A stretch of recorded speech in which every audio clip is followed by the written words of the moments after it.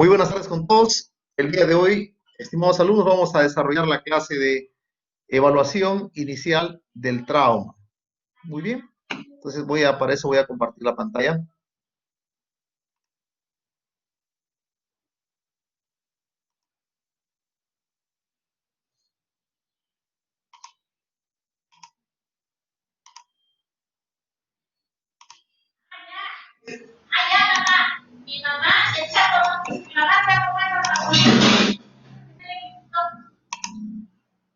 ¿Me escuchan?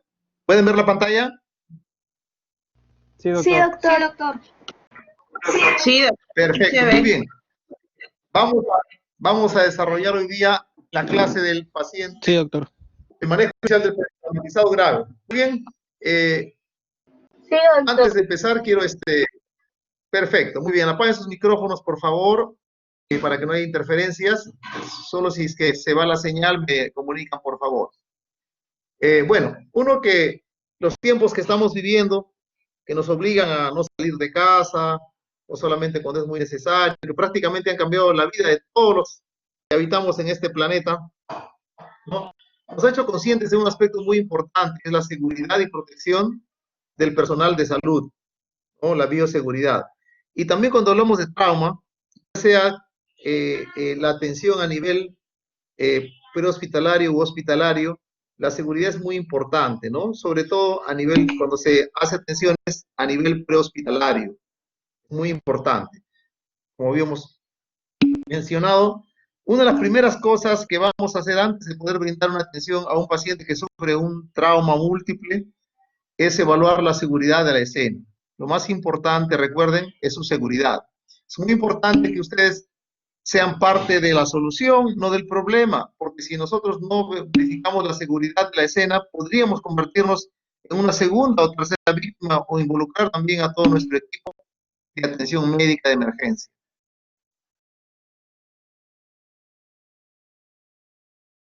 Diferentes escenarios, los diferentes escenarios que... Doctor, se le ha cortado el audio. Una persona o dos que quedó atrapada y dice inconsciente en este tipo de escenario. Doctor, se escucha entrecortado.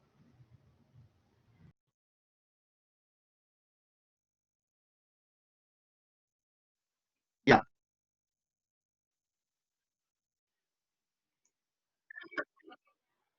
Ya, vamos a compartir pantalla otra vez.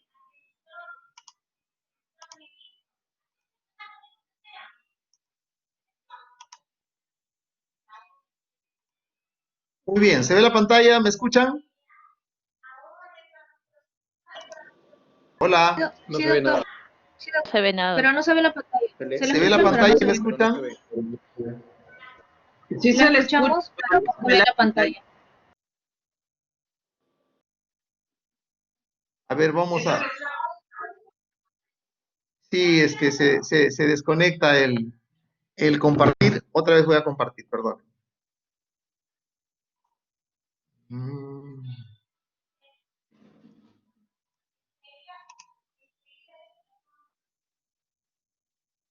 Eso me pasó en la mañana, Hermenegildo, hay que hablar con el sistema porque se Ahora, desconecta. la pantalla.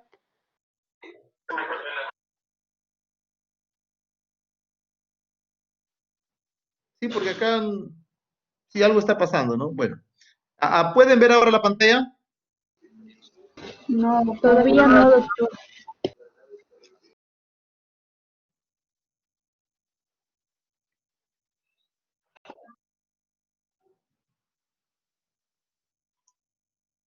¿No se ve?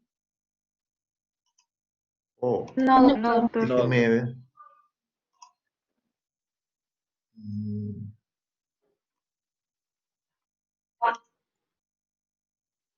Ahora creo que sí podemos. Ahora sí. ¿Se ve? Ahora. No se ven las diapositivas, doctor. ¿Me escuchan? No, doctor. No, doctor. ¿Pueden ver la pantalla? No, doctor, no se ve. Oh, algo está pasando entonces porque, a ver, perdón.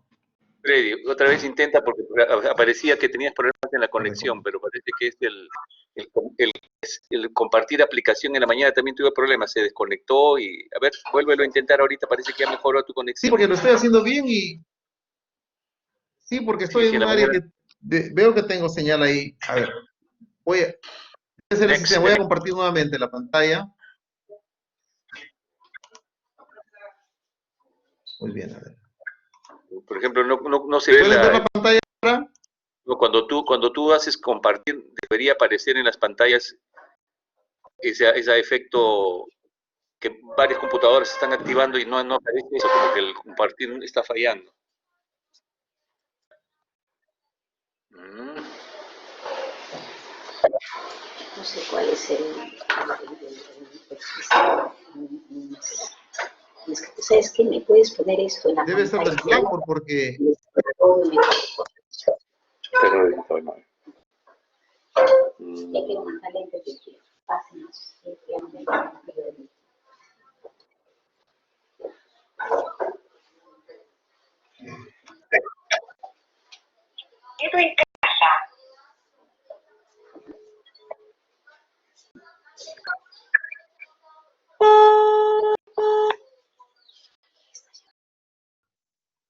¿Ven la pantalla?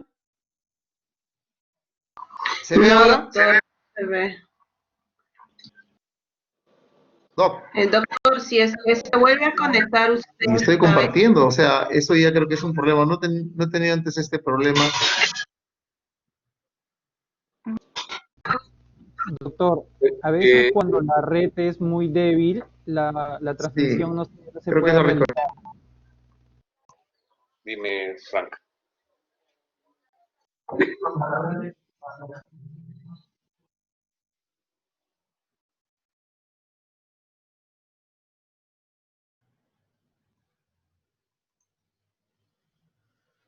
Oh, Dios.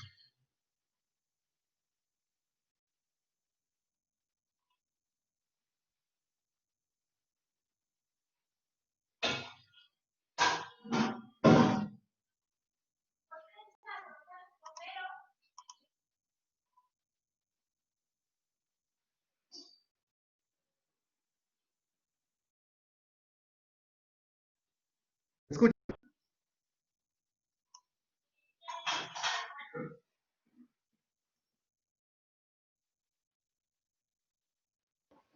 ahora sí, doctor.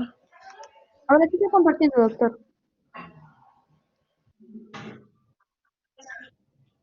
Sí, creo que ha sido el sistema porque me daba un aviso que decía que no puedo todavía compartir. Parece que es, ahora sí ya. Perfecto, entonces empezamos.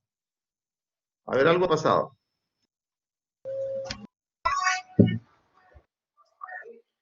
Para ¿Ahora se seguridad, ve? no, a ver, por seguridad, ¿sabes qué? Estamos llamando a informática, pero pásame tu presentación a mí y yo te... Ya cargo.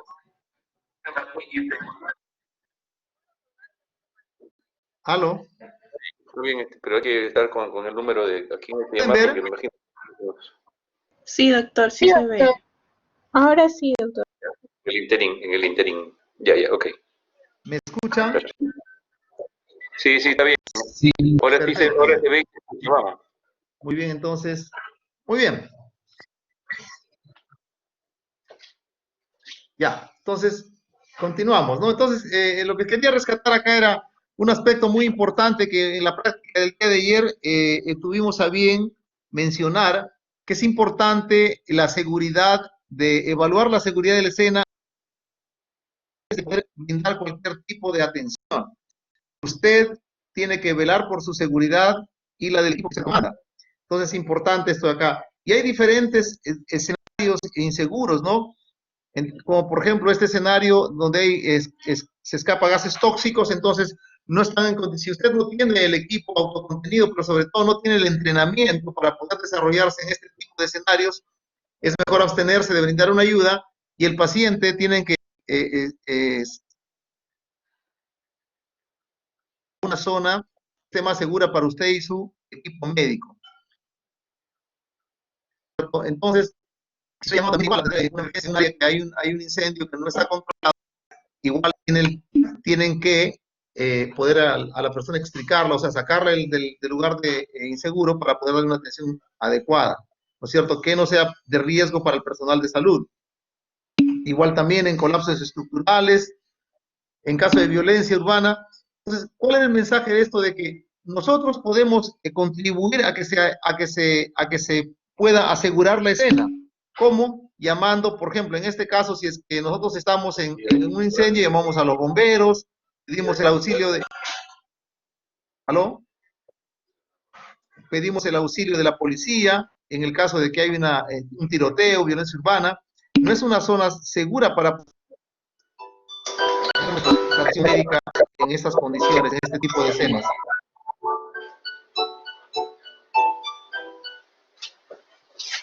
¿Qué pasó? ¿Aló? ¿Alguien podría apagar su micrófono? Creo que hay interferencia. No. ¿Pueden ver la imagen? Sí, doctor, sí se ve. Es el doctor Serna que tiene su micrófono prendido. Por favor, si alguien tiene el micrófono prendido para que pueda apagarlo, por favor, para poder, A ver, entonces sigamos. Les decía que, por ejemplo, hay otras zonas inseguras como los espacios confinados, ¿no? En los espacios confinados escasea el oxígeno, a veces hay fugas o se crean gases tóxicos que son imperceptibles muchas veces al olfato humano y sin embargo hacen sus efectos tóxicos sin que la persona se pueda dar cuenta y puede caer por el efecto de la disminución del oxígeno en esas zonas, no hay que quedar atrapada. Entonces, igual también cuando hay colapso de líneas eléctricas, lo que se tiene que hacer es que llamar a las personas que se encargan de asegurar la escena. Entonces, no es importante saber, no, también, es muy importante. Si usted ve que la atención donde le están solicitando que usted para subir la de su equipo, usted puede decir no. ¿No? Es importante porque la seguridad es primero. Muy bien.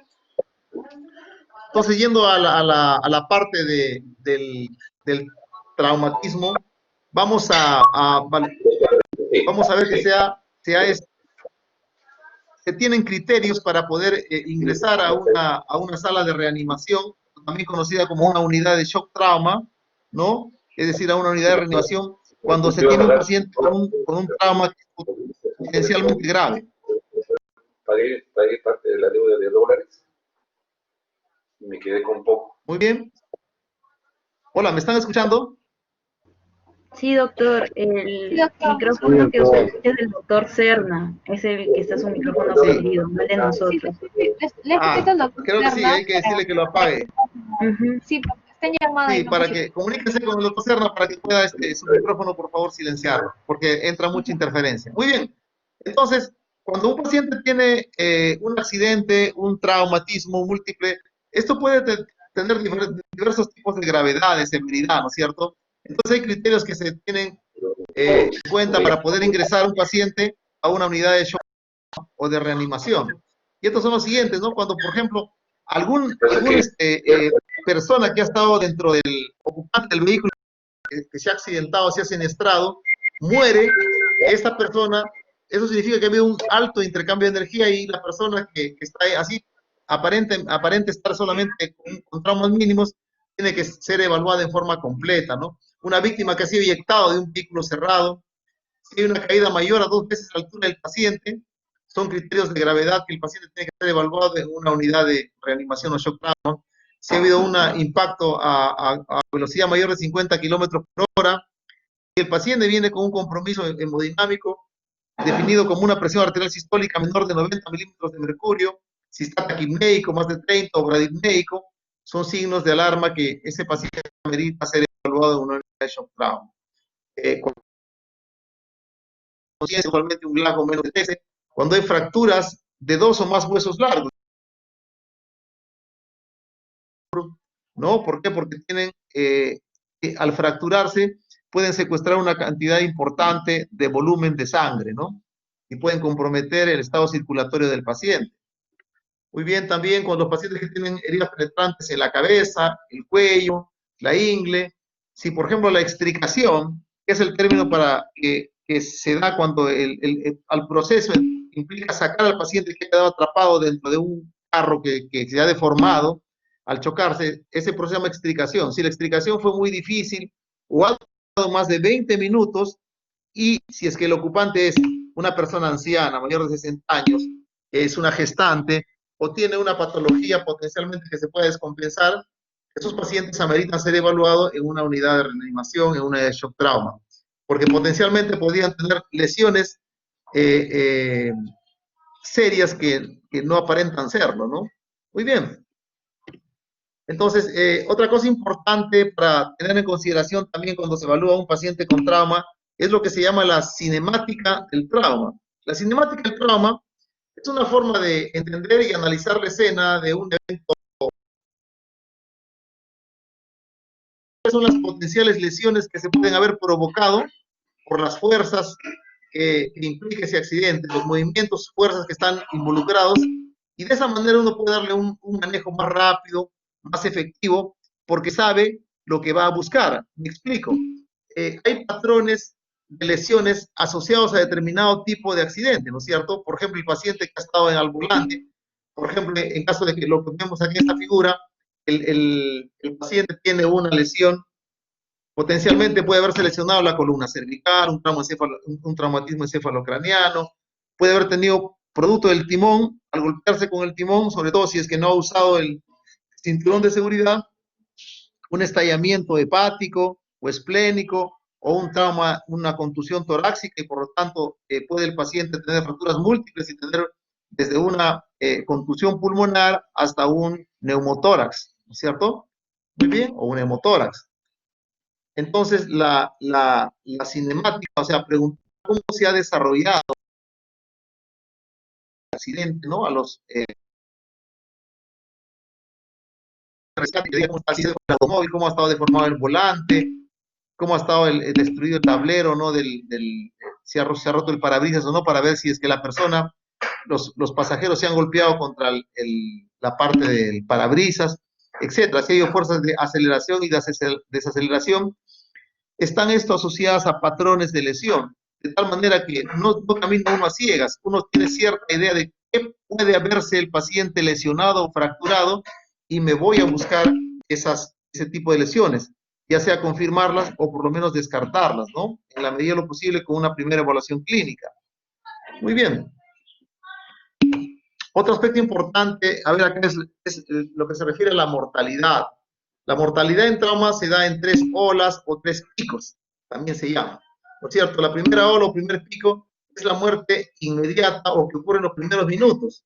Puede ser desde la muerte instantánea hasta la muerte que ocurre tan pronto llega los servicios de ambulancia, o el paciente muere cuando él está siendo atendido en la escena, o camino al hospital, o a los pocos minutos que llega al hospital llega moribundo.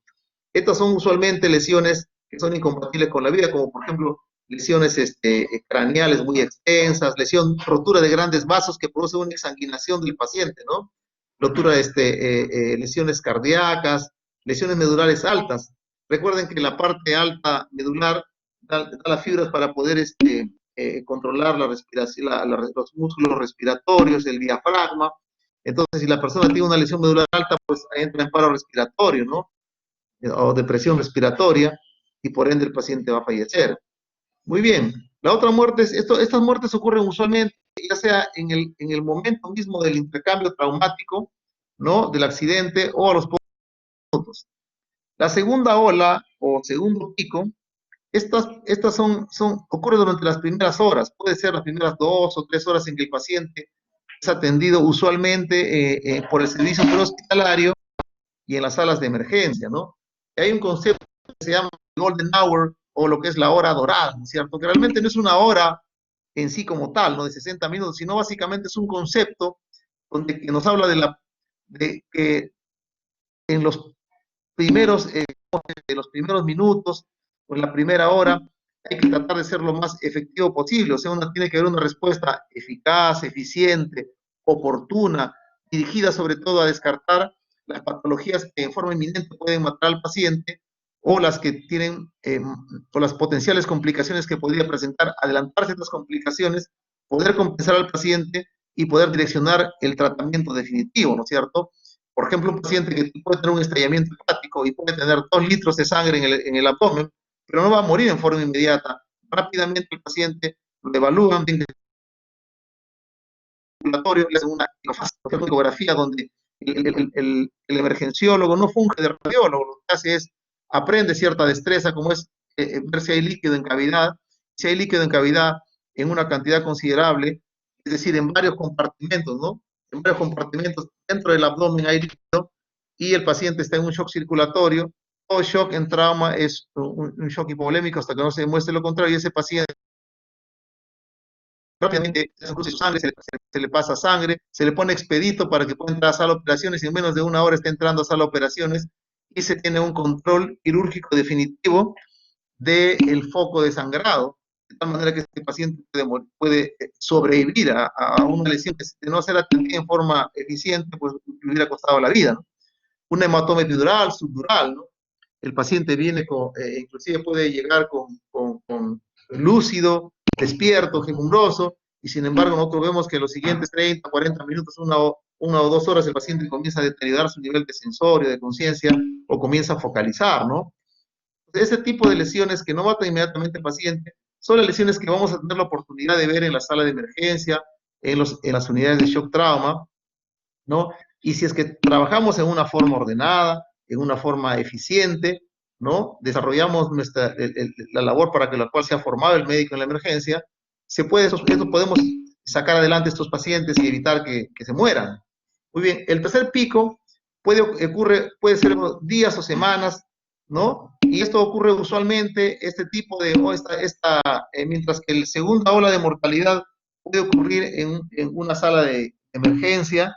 El tercer pico usualmente ocurre en una unidad de terapia intensiva, donde un paciente, por ejemplo, llegó con lesiones, por ejemplo, en hematoma epidural, y sin embargo no fue atendido en forma oportuna, rápida, se esperó que el paciente entre en coma para poder atenderlo, hubo retrasos en la cirugía, etcétera, etcétera. El paciente no murió, pero llegó con mucho deterioro neurológico, y ese paciente hace una serie de complicaciones y luego de 4 o 5 días, 1 o 2 semanas, está muriendo en la sala de terapia intensiva por sepsis o falla multiorgánica, ¿no?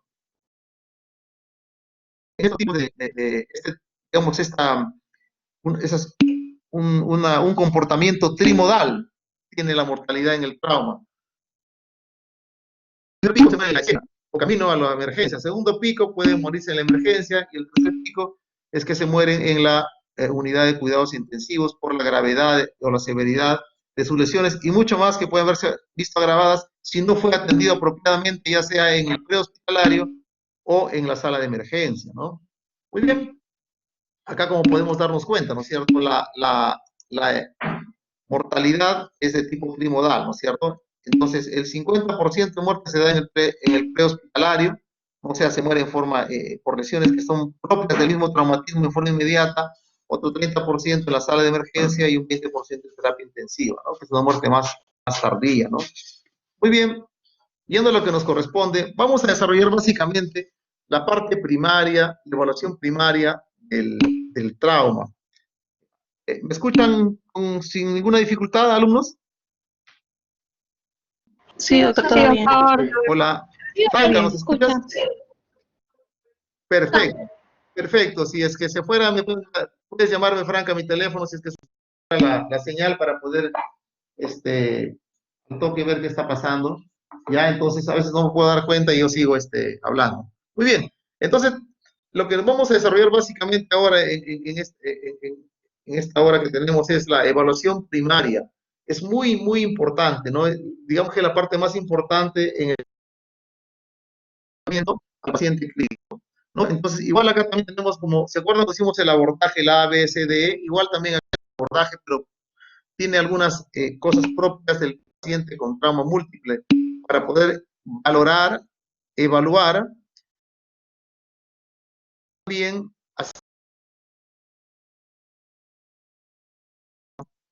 Muy bien, y la primera es, siempre se empieza con la A, ¿no? Y A significa control de la vía aérea y estabilización de la columna cervical.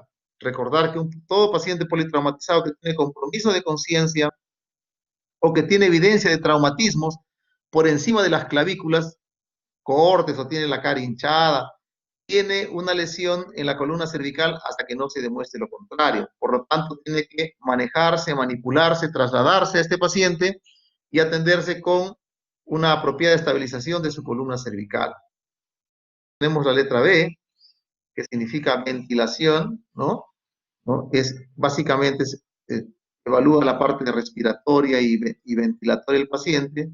Seguidamente la letra C, que nos habla de la circulación, ¿no? Evaluar la circulación con control externo de las hemorragias, ¿no? Entonces, es muy importante, un aspecto importante que incluye esta C. Los pacientes que tienen trauma múltiple pueden tener focos de sangrado externo, ¿no? Que con medidas muy básicas y rápidas puede esto controlarse, por lo menos en una fase inicial, hasta que el paciente entre a una sala de operaciones o sea evaluado por un traumatólogo o cirujano. Entonces nosotros podemos, con maniobras muy básicas como es la compresión externa, el uso eventualmente de torniquetes, poder controlar la hemorragia en estos pacientes. El D viene de déficit neurológico, ¿no? O sea, evaluar el estado neurológico del paciente, ¿no? En forma puntual, que vamos a ver ahora. Y por último, E viene de exposure o exposición, ¿no? De examen del paciente en forma completa, y también de E de evitar la hipotermia. Un aspecto muy importante que ocurre en estos pacientes es el enfriamiento o hipotermia. Es una injuria más que se le agrega a un paciente, por decir un paciente politraumatizado que viene con un estallamiento hepático, estuvo buen rato tirado en la pista, hasta que llegó la ambulancia pasó mucho tiempo, hasta que llega la emergencia, le hacen los análisis, y el paciente ha estado en shock hipovolémico, y como sabemos el shock hipovolémico, que es un estado de hipoperfusión tisular, le predispone al paciente que desarrolle acidosis metabólica, ¿no es cierto? De repente tal vez le pusieron 2, 3 litros de suero y verían que no subía la presión y le pusieron otro, 1 litro más, y luego otro litro más, y otro litro más, y llega la emergencia, le pusieron ya en el hospitalario 2, 3 litros, y el paciente hace un problema de acidosis por el shock circulatorio, shock hipovolémico, y encima usted le agrega un problema más que se llama hipotermia, ¿no es cierto? Entonces se llama la tríada de la muerte, la tríada mortal: acidosis, coagulopatía de tipo dilucional e hipotermia. Esto empeora el pronóstico, ensombrece el pronóstico, aumenta la mortalidad de los pacientes con trauma múltiple que vamos a tener la oportunidad de ver, de evaluar, ¿cierto? Muy bien, entonces, importante siempre tener en mente esto. En el trauma múltiple, ¿no? La evaluación primaria y las medidas de soporte vital se realizan en forma simultánea. Es decir, en la evaluación primaria, en la evaluación de A, B, C, D, E, problema que se va encontrando, problema que tiene que resolverse. Y no puede pasarse a evaluar las otras letras, por decirlo así, los otros sistemas, si todavía no he resuelto el problema que en ese momento estoy encontrando, ¿no es cierto? O sea, hay un manejo simultáneo. Muchas de las acciones terapéuticas que vamos a hacer sobre los pacientes no necesariamente tienen que tener una confirmación pues al 100%, no necesariamente tiene que ser confirmada por una ecografía, una radiografía, una tomografía, porque tiene que ser esto realizado en forma rápida. Muy bien. Empezaremos por control de la vía aérea, ¿no es cierto? Muy bien, entonces, a ver, para mantenerlos, estimados alumnos, estamos. Tony Alexander Conicia, ¿me escuchas? Hola. Alexander Conicia, ¿no? Sí, doctor. A ver, Carlos Alberto.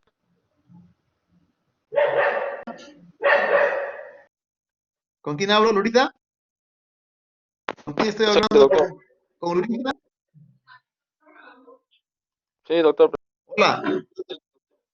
¿Qué tal? Carlos Alberto, ¿me escuchas? Muy bien, muy bien. Entonces, Cuando nosotros hablamos de la letra A, ¿no es cierto? Significa control de la vía aérea.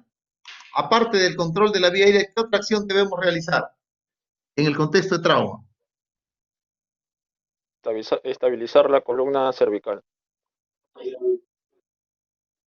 Perfecto, ¿no es cierto? Son las dos cosas. Es diferente, por ejemplo, que en un contexto no traumático.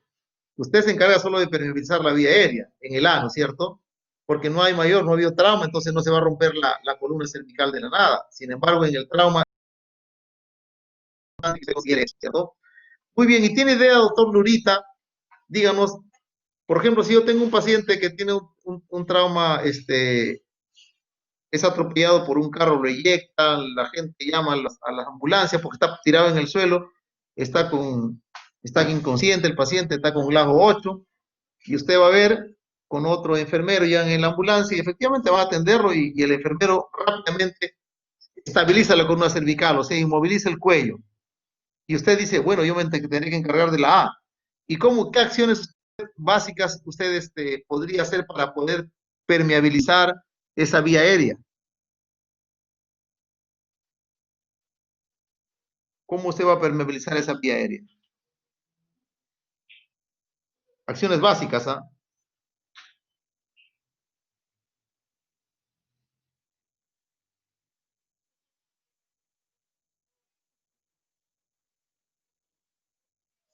¿Aló? Carlos Alberto, ¿me escuchas? Hola.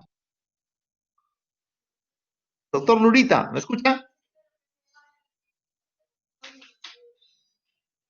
¿O se fue?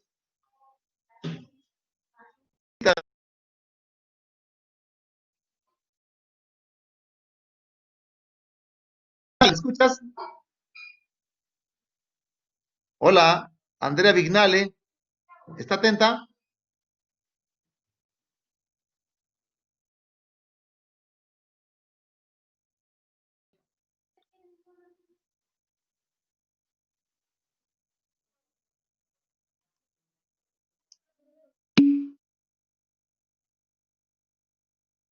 ¿Pueden ver la pantalla? Sí, doctor. Sí, doctor. Sí, doctor, sí se ve. Hola. Sí, doctor. ¿Pantalla? Sí, Sí, doctor. doctor. Perfecto. Sí se ve. Ya, muy bien. Ya, por favor, está un perro ladrando y creo que tiene un perrito por ahí. Si apagan Muy bien. Entonces, yo le había hecho una pregunta a su colega respecto a qué acción usted tomaba para poder permeabilizar la vía aérea cuando usted llegaba a auxiliar a un paciente que estaba con grado 8 y el enfermero se fue a estabilizar la columna cervical, o sea, inmovilizar la columna cervical. Entonces, es importante que hay dos maniobras que podemos realizar para poder permeabilizar la vía aérea sin mover la columna cervical o por lo menos con un mínimo que se produce en la cervical, una apertura de la vía aérea con elevación del mentón, ¿no? Por tracción de la mandíbula, ¿no? O elevación mandibular, permiten nosotros permeabilizar la vía aérea, ¿no? Recuerden siempre de que un paciente inconsciente, la primera causa de obstrucción de la vía aérea es que la lengua, como está laxo los músculos, caiga hacia atrás y pueda obstruir el pasaje de la vía aérea. Entonces el paciente, sobre todo cuando están en coma, pierden su capacidad de mover su vía aérea. Entonces el paciente lo que hace es obstruirla por la caída de la lengua, ¿no? Entonces se puede hacer grupos extraños, aspirar secreciones, tiene una aspiradora, cuando sangre de la vía aérea, entonces va a retirar esos cuerpos extraños, aspirar las secreciones. O moviliza la columna cervical, ¿no? Puede ayudarse de oxigenoterapia, utilizar la respiratoria como un signo de pulso, ¿no? Y va a evaluar la frecuencia de la respiración. Muy bien, importante saber. Yo no voy a decir, bueno, este paciente puede tener la vía aérea, ¿no es cierto? ¿Y cuáles son? Uno, compromiso de conciencia, el paciente, si el paciente tiene la vía aérea obstruida, no está oxigenando bien, obviamente va a deteriorar su nivel de conciencia. Si o intenta hablar y no puede hablar, si veo una deformidad en la tal vez el paciente tiene un hematoma en el cuello, está comprimiendo la tráquea, desviando la tráquea, no tiene dificultad respiratoria. Si tiene tiraje, si no hay una expansión de tórax, o está cianótico, son signos de que el paciente podría tener una infección de la vía respiratoria.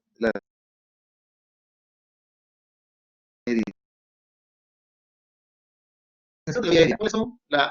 Uno, la elevación de la mandíbula, ¿no? O lo que se llama la tracción mandibular con apertura bucal, ¿no? Entonces, estas son dos maniobras muy sencillas que tienen la propiedad de movilizar al mínimo la columna cervical, porque hemos dicho que potencialmente podría tener una lesión, ¿no es cierto? Recuerda que si el paciente tiene Glasgow 8 o menos, ¿no es cierto? El paciente ha perdido su capacidad de proteger su vía aérea y aún teniendo niveles de oxigenación, de saturación de oxígeno apropiadas, no puede estar con 94, 95 de saturación de oxígeno, el paciente habría que intubarlo para proteger su vía aérea, porque este paciente definitivamente tiene un traumatismo encefalocraneano y puede empezar a vomitar, ¿no? Tal vez recién ha comido, vino de una fiesta, ha tomado mucho, comido, entonces puede broncoaspirarse y a final de cuentas la lesión neurológica puede ser operada o puede ser manejada y sin embargo lo va a matar una neumonía aspirativa. Muchas veces días después se puede hacer un cuadro de sepsis de foco pulmonar, ¿no?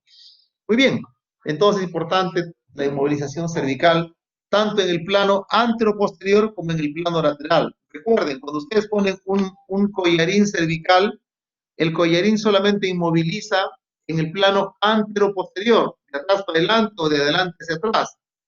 Ahí, en ese plano lo inmoviliza, pero en los planos laterales no lo inmoviliza. Para eso entonces hay que poner al paciente en la cabeza, poner los inmovilizadores laterales, ¿no? Muy bien.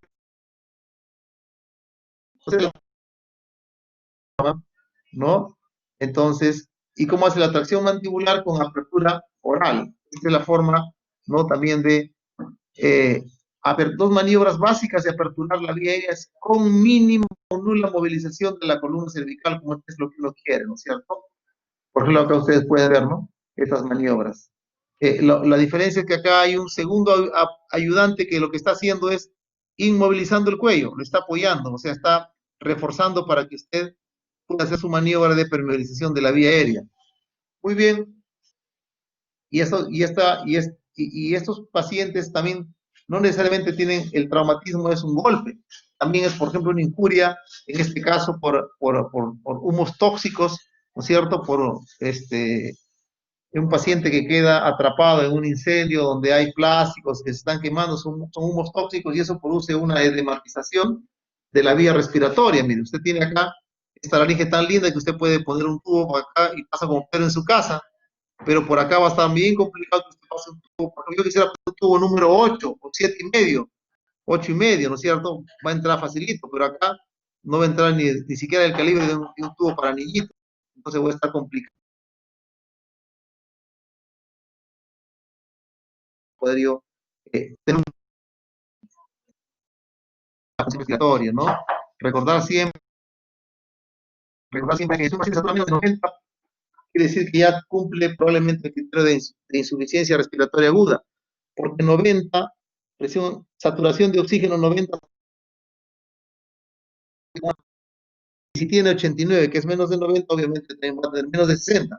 Y como hemos aprendido en la clase, Shirley Aldea, ¿estás con nosotros?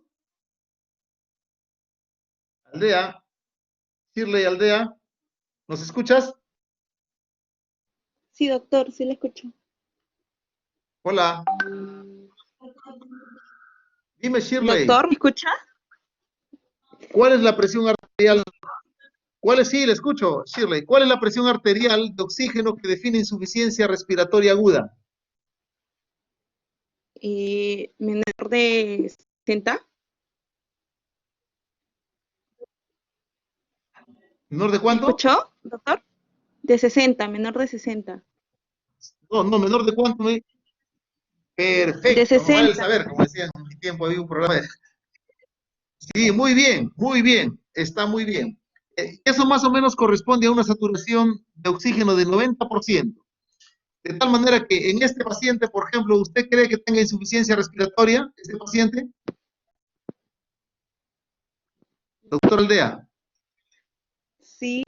eh, ¿puede ver la pantalla? no, no veo la pantalla, doctor. ¿No pueden ver la pantalla o No, es que pueden ver no puedo ver. Sí se ve. nosotros o estamos Sí se ve, Doc, sí se ve. No, pero es que yo estoy con tablet y no veo ¿Sí ve mucho, la pero pantalla? ¿Sí se ve la pantalla? sí. Sí se ve, Ahora sí veo. doctor. Sí, doctor. Ya, no se preocupe, pero el resto,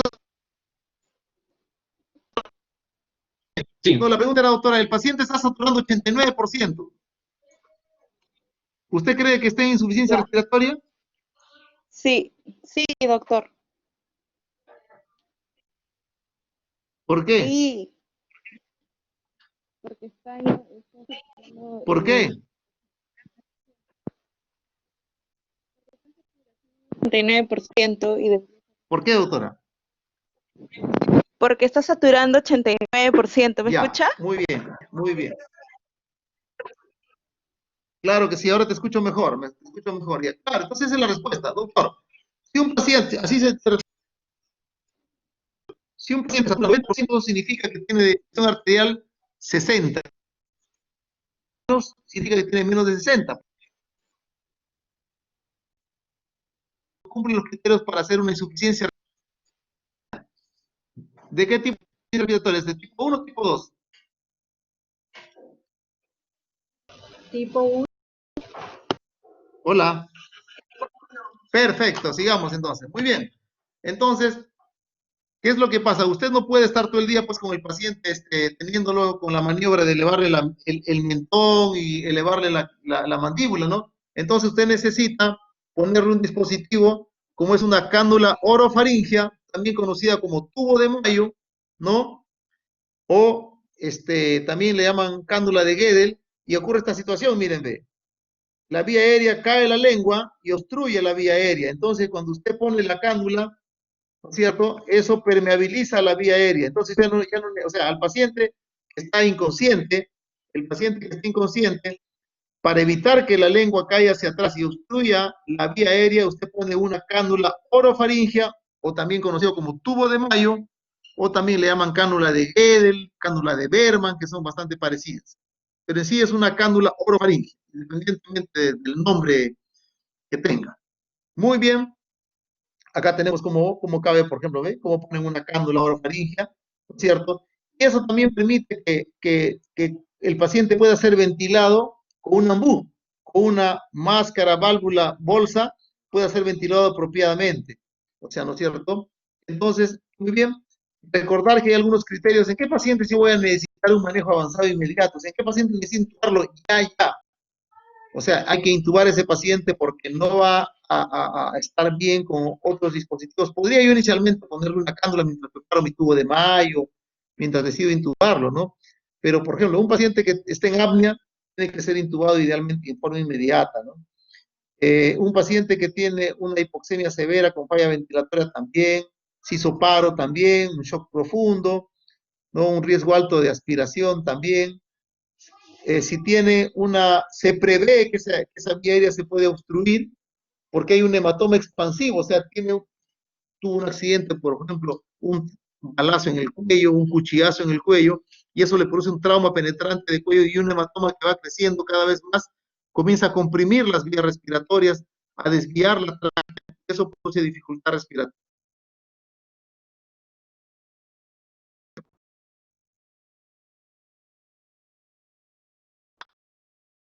¿No es cierto? Por inhalación, por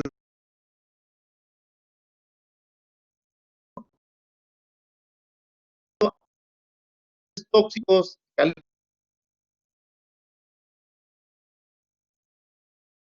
producen.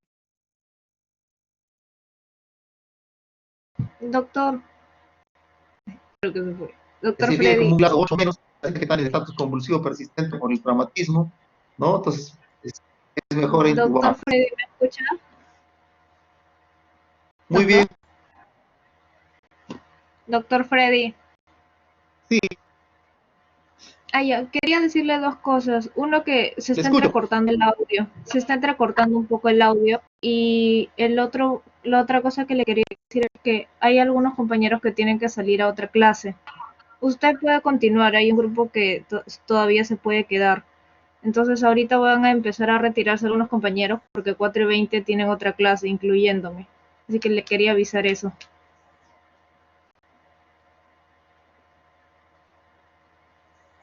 Hola.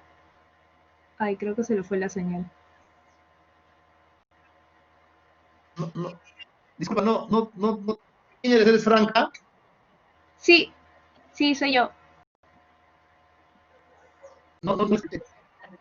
Le escuché muy ¿Le ven? entrecortado, perdón. Le escribo al chat. Un segundito, a ver, ¿qué es lo que...?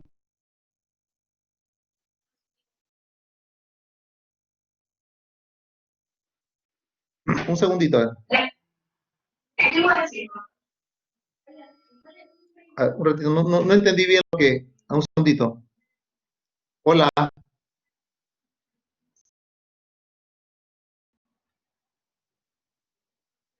Ya. Ya.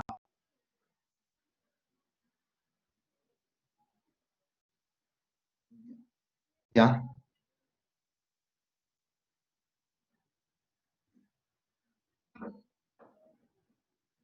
Ya, pero ¿cómo se van a cruzar? Porque esa clase está programada, o sea, no es que yo la he puesto en la hora, está programada. No hay problema, yo lo entiendo, pero esa clase lo habían programado de esa forma, ¿no? ¿Ya? Listo, no hay problema. Ya, perfecto. ¿Esta clase espera hasta qué horas? ¿Hasta de 3:30 hasta qué horas? ¿Hasta 4:20? Ya, entonces. Ya, perfecto.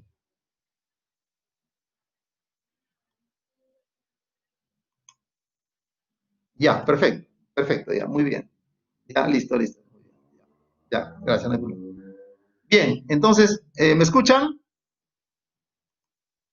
Hola, ¿se escucha? Doctor, continúe. Perfecto, Sí, entonces doctor. vamos a continuar, ¿ya? Porque justo nos queda poco tiempo, entonces vamos a continuar. Muy bien. Entonces les estaba comentando de que muchas veces no es factible poder intubar por es una vía aérea difícil o porque puede que no tenga destreza el operador para poder intubar al paciente. Entonces, se puede utilizar otro tipo de dispositivos, por lo menos temporalmente, ¿no? Como son, por ejemplo, una máscara laringea, que se coloca sin necesidad de poner un laringoscopio, ¿no? Y que nos permite ventilar al paciente. Como vemos acá, por ejemplo, están colocando una máscara laringea, ¿no? O acá también importante resaltar acá, como les decía, que es importante la inmovilización, el control de la columna cervical a través de la inmovilización. Ya, muy bien, ahorita lo comparto otra vez.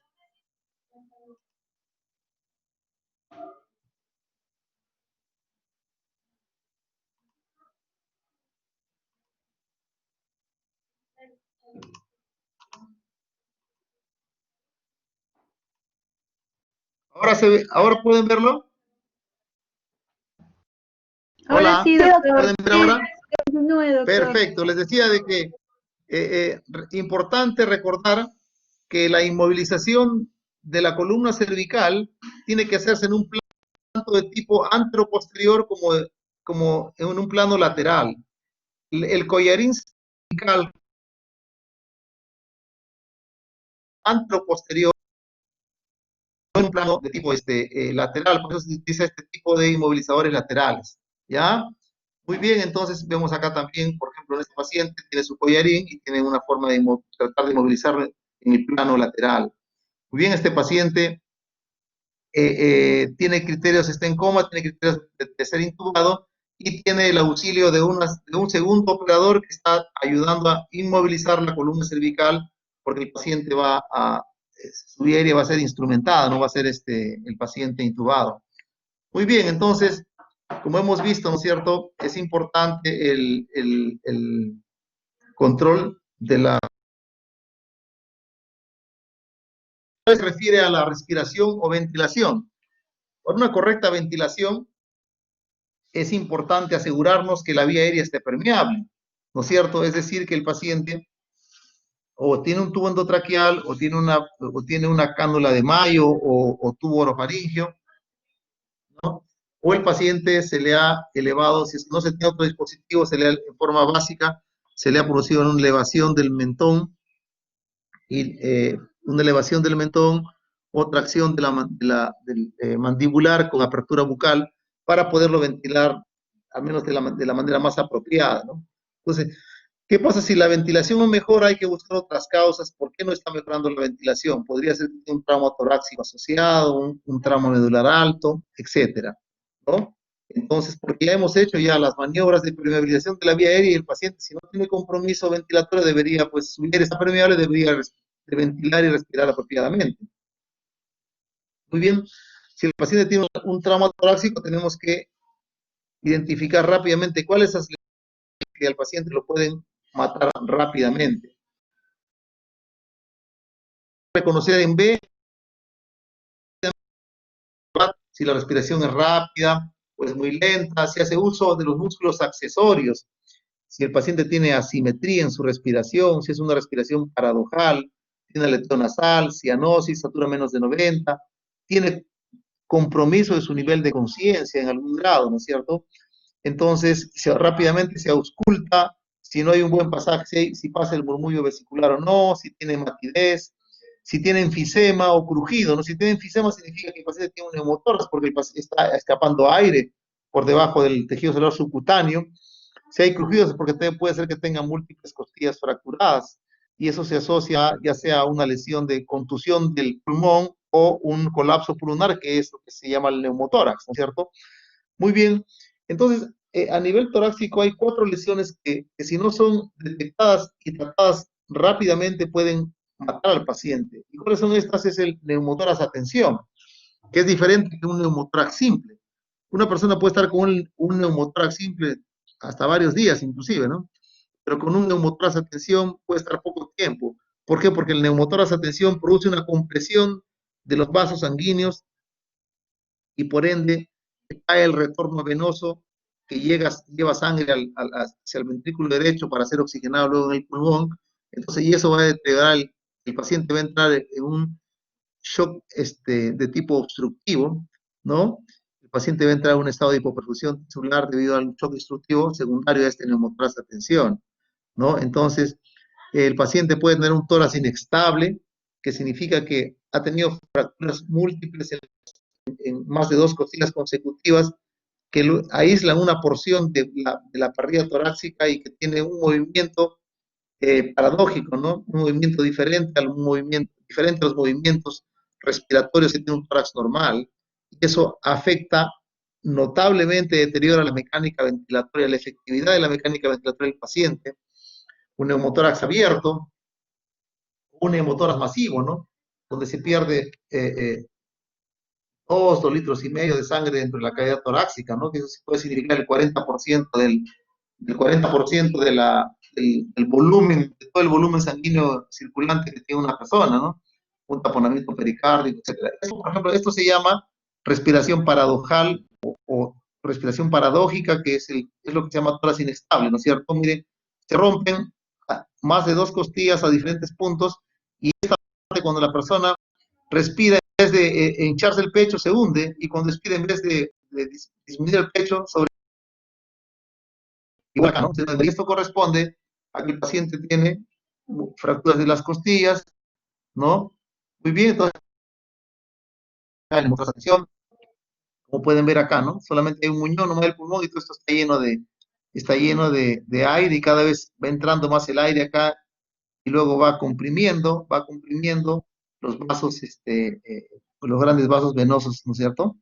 Muy bien, entonces, la solución de esto pues, es el poder, con una aguja, ¿no? Poder hacer una toracocentesis con una aguja y poder... Actualmente, en la última edición del manual de la ATLS, que es prácticamente uno de los libros que más ha contribuido a la enseñanza del manejo del paciente politraumatizado. La tendencia actual es de que cuando se hace el drenaje con aguja se colapsa bastante rápido, nuevamente el pulmón vuelve a colapsarse. Lo mejor es dejar un tubo de tracostomía, ya no en el segundo espacio intercostal, sino a nivel del quinto espacio intercostal, de la línea axilar anterior. Muy bien, entonces cuando hay un neumotórax abierto se cubre, ¿no? Porque un neumotórax abierto significa que hay una continuidad, hay un hueco ahí en la pared torácica que tiene más o menos un espesor que es en las 2/3 partes del el grosor de la tráquea. O sea, puede entrar fácilmente un dedo por ahí. Entonces el paciente no puede hacer presión negativa dentro del tórax, que es el mecanismo para el cual nosotros respiramos. Respiramos a presión negativa, hacemos presión negativa, entonces se produce el fenómeno de respiración normal. En este caso no se puede hacer presión negativa y la persona encuentra una severa falla de tipo ventilatoria, ¿no?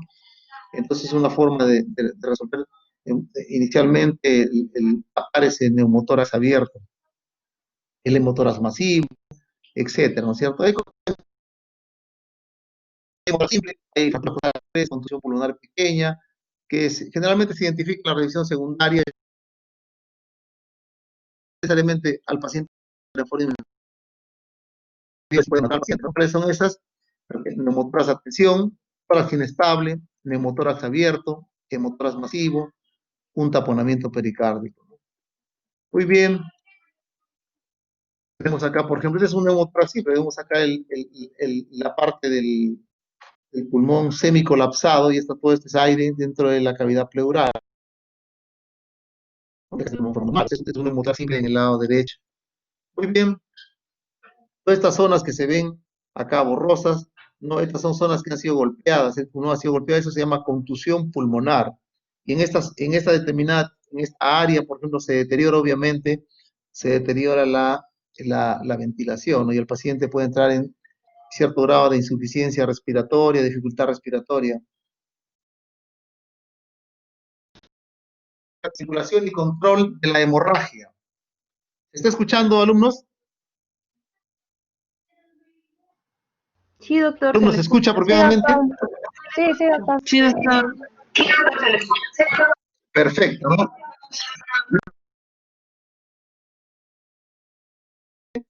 Que todos conocen, se llama circulación, pero tiene por ser esto en un contexto traumático, se le agrega acá al hecho de hacer un control de las hemorragias, un control externo de las hemorragias por compresión local, compresión externa. Es decir, que si hay un paciente politraumatizado que está, pues, tiene una herida en el brazo, o en el abdomen, o en la femoral, un balazo, un cuchillo, una de mis primeras medidas va a ser que puedas hacer una compresión local en esa área, ¿no? Y si tengo gasas estériles, poder taponar esa herida y comprimirla, ¿no?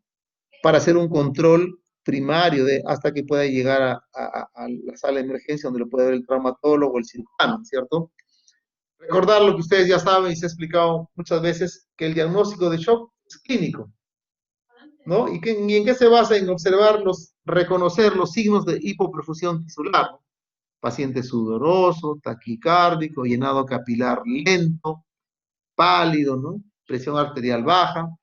Muy bien, entonces este paciente está en un estado de hipoperfusión tisular, que significa un shock circulatorio. En el paciente politraumatizado que está en esta condición, la causa de su shock va a ser usualmente un shock de tipo hipovolémico, o sea, por pérdida de sangre, ¿no es cierto? No obstante que pueden existir otros tipos de shock también, por ejemplo, un shock de tipo obstructivo, como por ejemplo es un neumonía, por ejemplo, como es un taponamiento pericárdico, un shock neurogénico como el que se produce, ¿sí? Una lesión cervical medular, medular alta, C4, C3, ¿no? Puede producir un shock neurogénico, entonces el paciente entra en hipotensión, pero sin embargo no es producida por una pérdida de sangre, sino básicamente por pérdida del control neurológico de los nervios que emite esa área de la médula espinal, controlando fundamentalmente la parte de las terminaciones de tipo simpáticas, ¿no? Muy bien, entonces, también si hay una contusión de tipo contusión cardíaca, también contusión miocárdica, arritmias, deterioro de su hemodinamia, ¿no? Muy bien, ya saben, ya nuevamente para reconocer al paciente que es taquicárdico, sudoroso, piel pálida, piel fría, llenado capilar distal lento, todo lo que ustedes ya conocen, los puntos que tienen que valorar en un paciente que tiene una. Muy bien, entonces es importante recordar algo que ustedes cuando ya estén practicando con médicos van a aprender, como es el uso del ultrasonido, ¿no? Actualmente, buena parte de los médicos que hacen medicina crítica utilizan bastante el ultrasonido. Ello no significa que sean radiólogos, sencillamente han aprendido las técnicas de poder ver aspectos muy puntuales en un paciente politraumatizado, ¿no? Muy bien, las hemorragias se clasifican de acorde a más o menos al porcentaje o el volumen de pérdida sanguínea en grados 1, 2, 3 y 4, ¿no? Y en base a eso también se ve pues la gravedad. Si hay un sangrado externo, evidente, hemostasia por compresión externa. Usted un sangrado externo inmediatamente, usted tiene que tener sus guantes, no tiene que tener sus lentes, usted inmediatamente coge un paquete de gasas estériles y hace en el punto de sangrado, ¿no? Eventualmente, si hay es el sangrado activo en las extremidades, se puede colocar pero en las últimas ediciones de la ADLS lo ha vuelto a retomar y pues, es recomendable, siempre y cuando sean torniquetes diseñados especialmente para este fin, ¿no? O sea, son torniquetes que tienen las características para poder hacer la compresión sin dañar mucho el tejido de las extremidades, y sin embargo producir un cese de la circulación y por ende disminuir el índice de pérdida de sangre que está ocurriendo producto del golpe. Rápidamente, pacientes, dos accesos venosos anticubitales, ya saben, catéter corto y grueso, ¿cierto? Cuando decimos un catéter grueso, nos hablamos de un Avocat o un catéter periférico de mínimo, pues un 16, ¿no? Un 18, ¿no? O idealmente, pues hasta, sí, un 16 o 18, ¿no? Tienen buen flujo, ¿no es cierto? Tienen buen flujo de volumen. Muy bien, en este mismo acceso venoso, para enviar al laboratorio para que le hagan un curso de grupo sanguíneo, RH, algunos estudios que se quedan porque el paciente podría ser que necesite entrar a sala. Muy bien, se administra cristaloides. Antes se proponía mucho la administración de 2 litros, un promedio más o menos de una persona por medio de 68, 70 kilos, 30 mililitros por kilo de peso. 30 por 70, 2 litros 100, 2 litros se le colocaba. Eso ya ha bajado actualmente a máximo, se permite 1 litro máximo. Si no hay mejoría, no hay que retrasar el uso de la sangre y los hemoderivados, ¿no? O si el paciente por ya está en shock tipo 3 o 4, ya debe pensarse en usar sangre. O sea, actualmente se preconiza el uso más precoz, más rápido de la sangre. No se espera que el paciente esté muy para usarlo. La tendencia actual es usarlo también. Antes, por ejemplo, usaban, no sé, 3 litros de salina, un paquete globular. No, lo que ahora se usa es 1-1-1, un paquete globular o paquete de eritrocitos, un paquete de plasma congelado y un paquete de plaquetas, ¿cierto? Porque eso es lo que el paciente necesita. Él pierde todo esto, pierde las plaquetas, pierde plasma, pierde también sangre, y también es lo que necesita para su práctica médica. Muy bien. Importante también otro aporte es el uso de el ácido tranexánico, que es un medicamento que se ha visto que mejora el pronóstico en los pacientes que sufren de sangrado, ¿no? Usualmente usarlo en las primeras horas. Es un medicamento estático, ¿no? Es un medicamento estático que en estudios que se han hecho, amplios estudios que se han hecho, ha demostrado disminuir el índice de sangrado, sobre todo mejorar la sobrevida de los pacientes con trauma.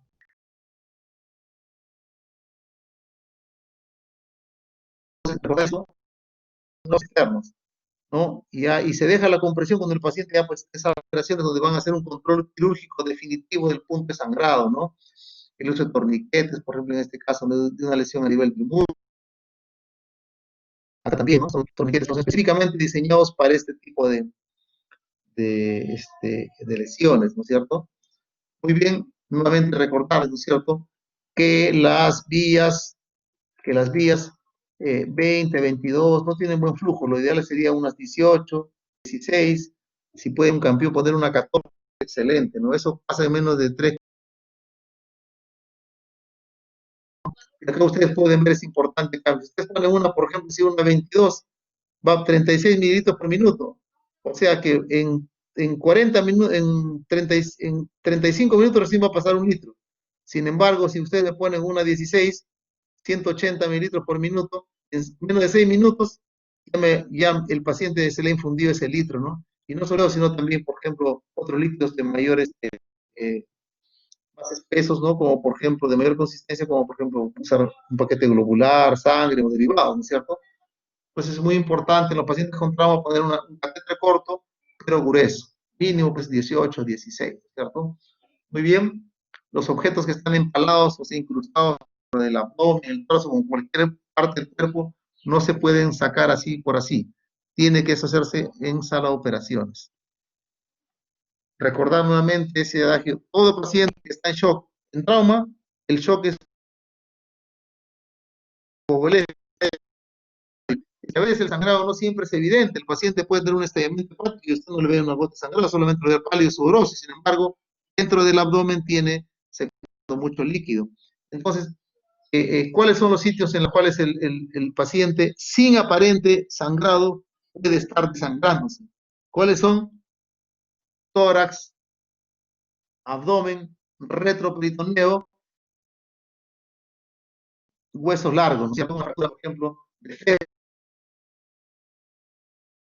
esto puede secuestrar una buena cantidad de sangre y se dar cuenta de que por qué el paciente está en un shock hipovolémico, ¿no?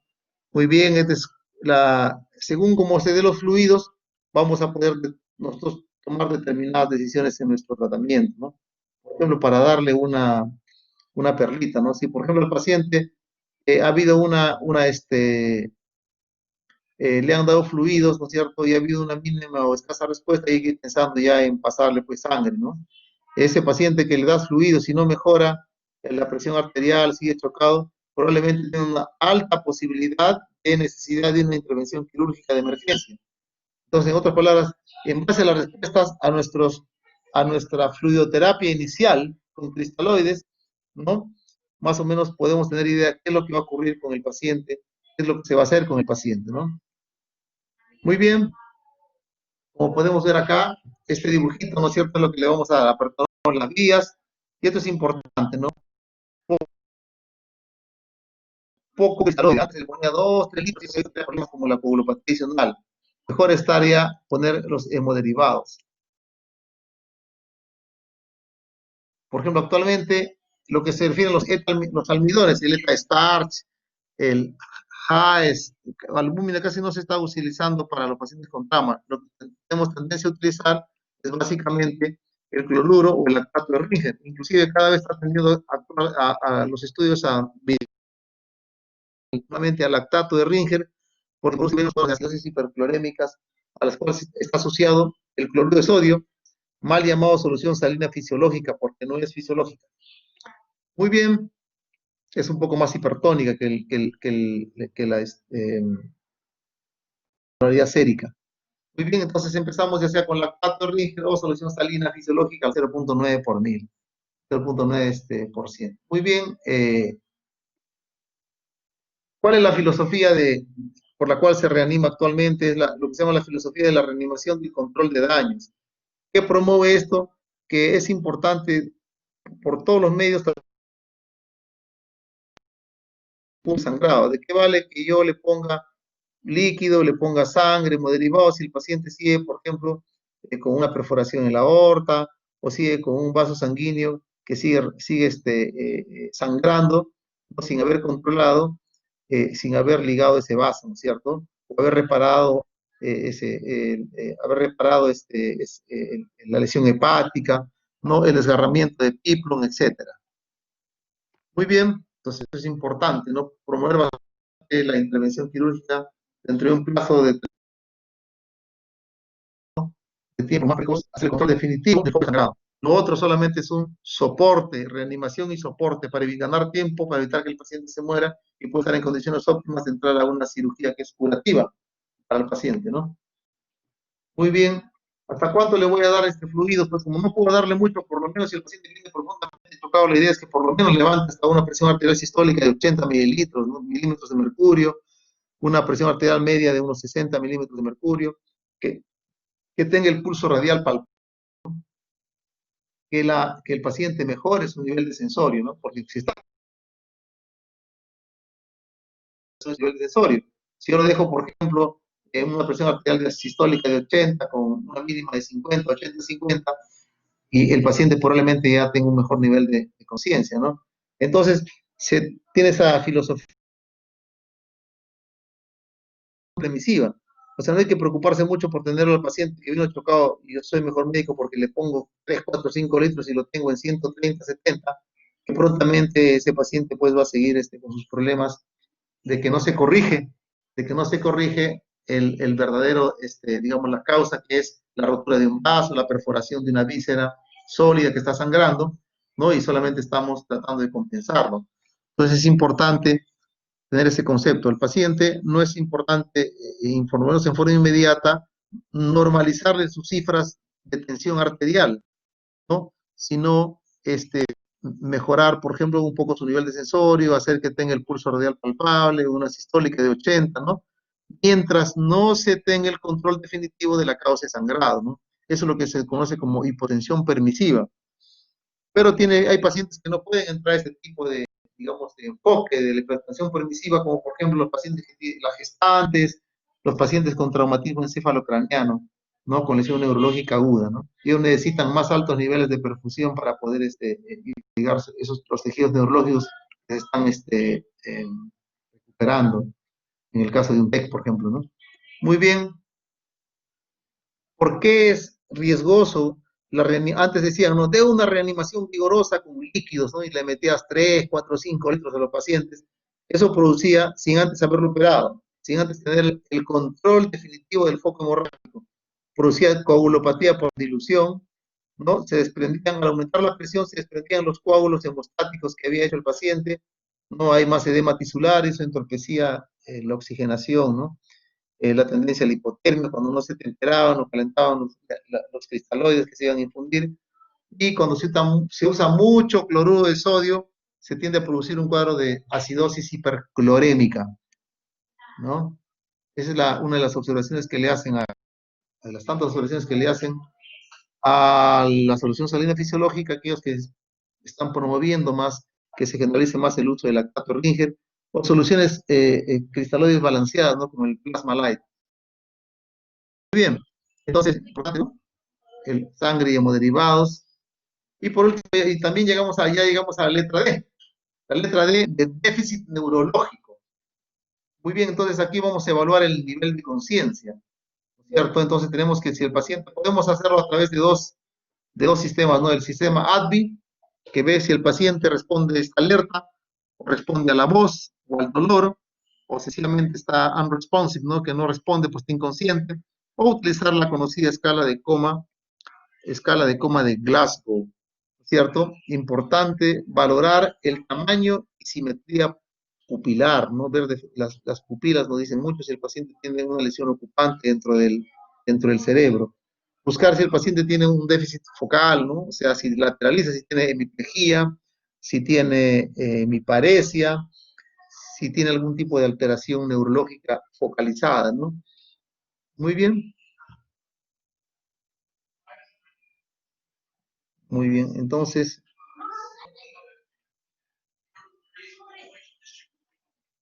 vamos a ver acá.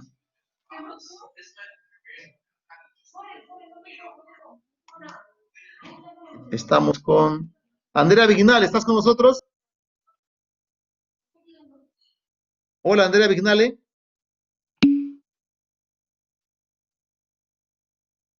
Muy bien, Andrea. A ver, ¿nos podrías decir, Andrea, nos podrías decir qué cosa evaluamos en la letra D?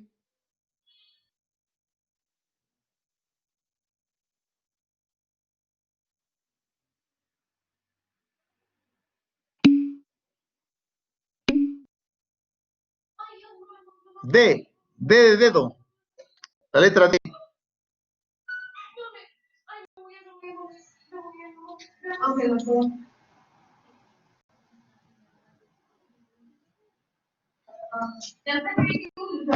¿Qué evaluamos en la letra D?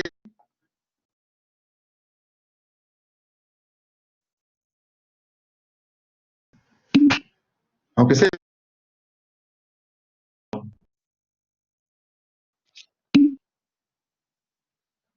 Muy bien, muy bien. Puntual, perfecto. Perfecto. Muy bien. El déficit neurológico focal, el lenguaje, las pupilas, la escala de Coma de Glasgow, si hay déficit en extremidades. Exactamente, eso es lo que evaluamos en la letra D, ¿no? Básicamente, en forma muy puntual. El nivel de conciencia a través de la escala de Coma de Glasgow, vemos si las pupilas tienen vemos tanto su diámetro como su regular, si es regular o no, si son isocóricas o no, ¿no es cierto? Entonces, continuemos. Muy bien. Entonces, hay que evaluar el nivel de conciencia, habíamos visto, ¿no? El tamaño y simetría pupilar, buscar un déficit focal o lateralización, ¿no? ¿Cómo se reconoce rápidamente la conciencia y focalidad con esto? Bueno, fluidez del lenguaje, si hay déficit focal o lateralización, la respuesta pupilar, también ver el nivel de lesión medular, ¿no? Cuando el paciente puede haber tenido un tramo vértebro-medular, ¿no? Y la conocida escala de Coma de Glasgow, ¿no? Aquí tenemos es una evaluación breve, se utiliza bastante en el prehospitalario, pero si usted conoce y tiene práctica y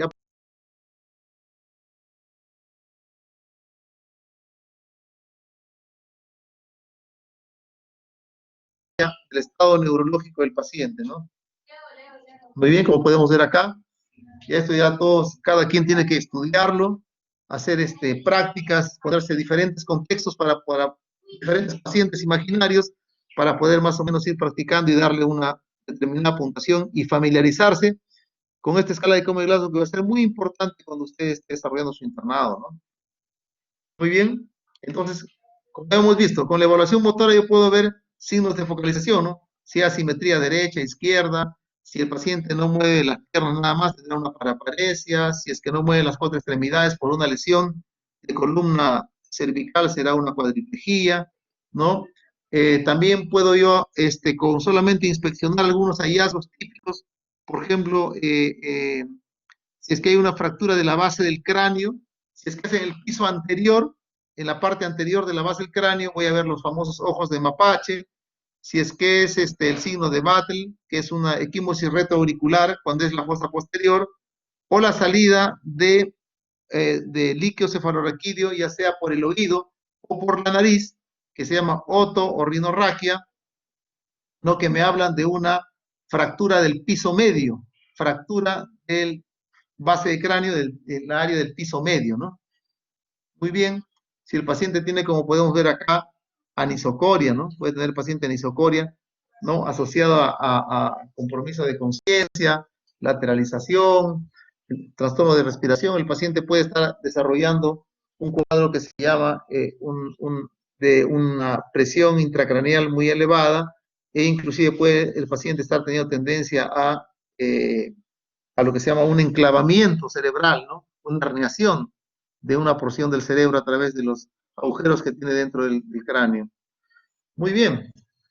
Entonces tenemos acá, ¿no? Cuando tenemos dos lesiones típicas que hay que aprenderse, que ustedes lo van a ver con mucha frecuencia durante su práctica médica, como son el hematoma epidural y el hematoma subdural, ¿no? Entonces es importante que estos hematomas, según como vayan creciendo, pueden comprimir, ¿no? Los ventrículos, las astas anteriores, en este caso los ventrículos, al igual que el hematoma subdural. Entonces, para que fácilmente puedan reconocer, por ejemplo, el hematoma subdural tiene, ¿no? Tiene la forma, como decir, de un plátano, ¿cierto? En cambio, el hematoma epidural, la forma de un limón, ¿no? Que es biconvexo, ¿cierto? y esto pertenecería a lo que es un hematoma epidural, y esto lo que es un hematoma subdural. Muy bien importante recordar la famosa doctrina de Monroe-Kelly.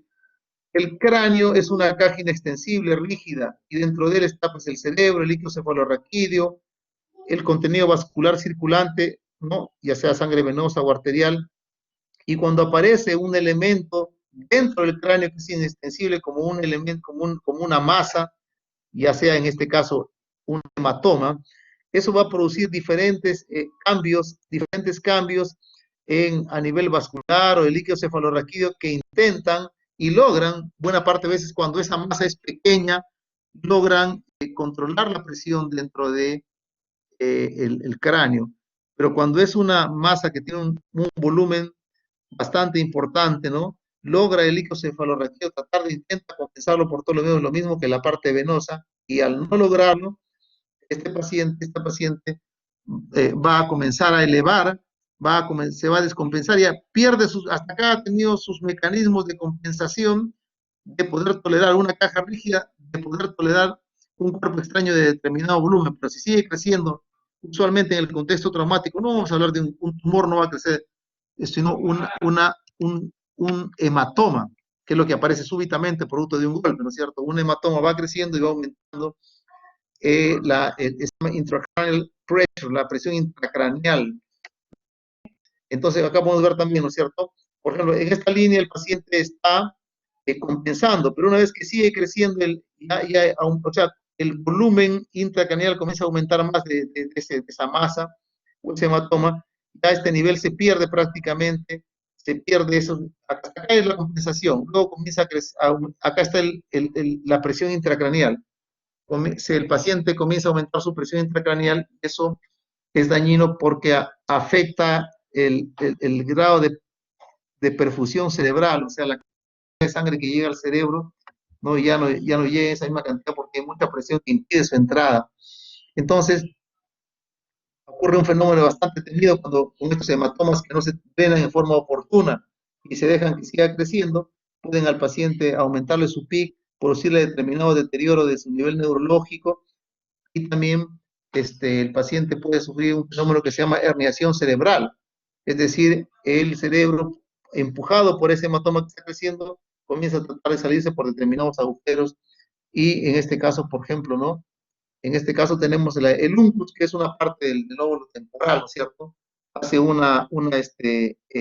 se mete por la parte, esta es la tienda, este es el cerebelo, se mete por una parte de la tienda del cerebelo que se llama entonces una hernia transtentorial, o hernia uncinada, o del uncus el temporal, y comienza a comprimir acá a los centros respiratorios, ¿no es cierto?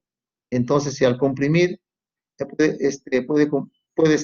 también no solo también puede un poco comprimir o al tercer craneal, y eso produce este cuadro de una midriasis del mismo lado donde está la lesión, ¿no? Entonces los pacientes están isocóricos, y esta es una evidencia de que si el paciente, aparte de que tiene esta alteración pupilar de conciencia, tiene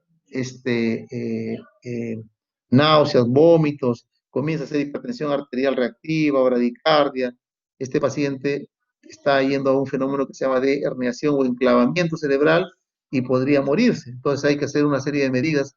Lo principal sería evacuar ese coágulo, pero eso toma tiempo hasta que programan al cirujano, va a la operación. Entonces podrían administrarse algunos medicamentos como por ejemplo soluciones hipertónicas, o otros medicamentos que puedan, o otras soluciones, ¿no? Que puedan deshidratar y disminuir el tamaño del cerebro, ¿no? ¿Aló, doctor? Sí, ya estoy acabando ya. ¿Aló? Sí, no, sí, ahorita voy a aparecer acá porque me encendió con la charla, se había, ya estoy terminando, me falta un minuto, ¿no? ¿Qué otro? Ya dentro de la práctica. Sí. Sí, pero creo que ellos son los de la práctica también, me parece, sí. Pero me habían dicho que yo le pregunté si era hasta las 4:50, creo. Ya, ya, ahorita empiezo la otra, ¿a qué hora está programada la práctica?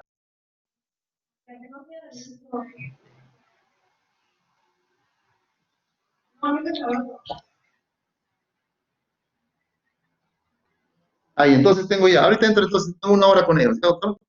Creo que son de ellos, son de los mismos del grupo de práctica. Ya justo estoy en la clase ahorita. Un minuto la termino, ¿ya?